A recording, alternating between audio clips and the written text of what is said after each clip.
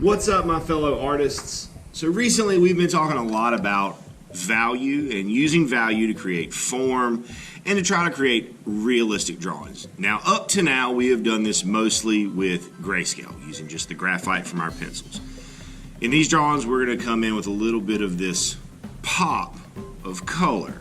Now, with doing that, yes, we can absolutely use our media, the color pencils, the same way that we use the regular pencils, and that'll look something like this.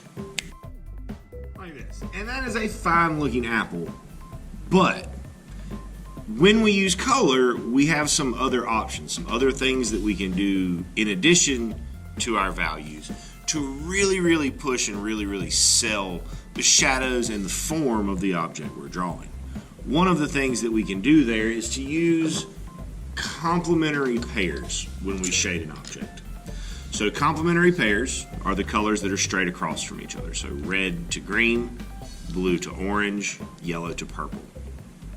When we mix across the wheel like this, it grays our color out a little bit. It desaturates it a little bit.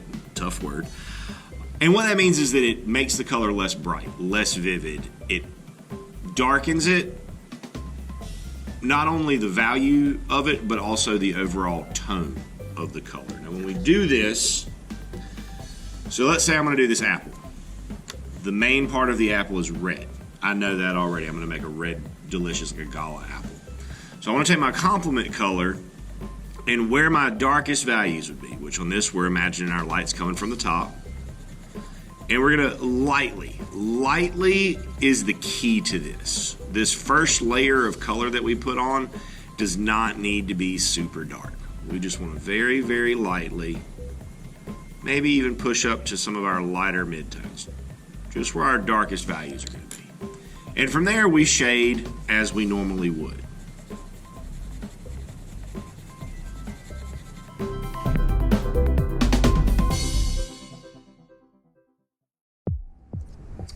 So by doing that, we still create the same type of form.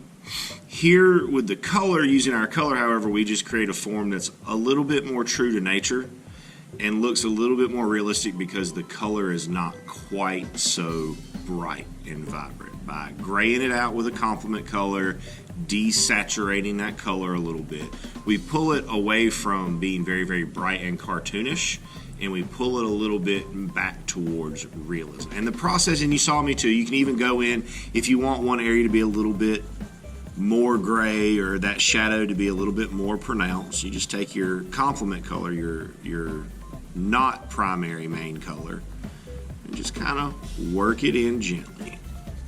Little gentle layers, still, light values first, then midtones, then our dark values.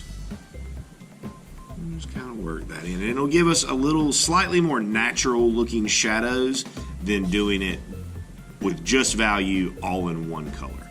And it works regardless. So I'm also going to do this banana and this orange. So with the banana, I'm going to have yellow and purple. I'm going to have yellow as my main color. Purple is straight across from yellow. It's the complement color. So I will be putting down a light value of yellow first. Or not yellow, a light value of purple first. I just cannot talk today, y'all. And then I will be coming back with my yellow to finish it out. Something like this.